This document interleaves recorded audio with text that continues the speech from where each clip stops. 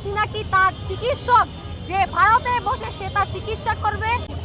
সে যদি অসুস্থ হয়, সে অসুস্থ হয়ে খুনি হাসিনার সাথে কি আলাপ?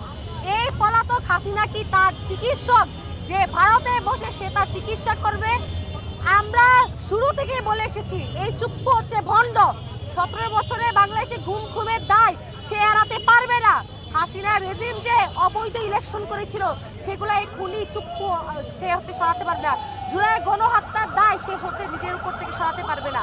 এই জন্য আমরা বহু আগে থেকে বলে এসেছি এই চুপ্পুকে বাংলাদেশের মানুষ আর প্রেসিডেন্ট হিসাবে দেখতে চায় না।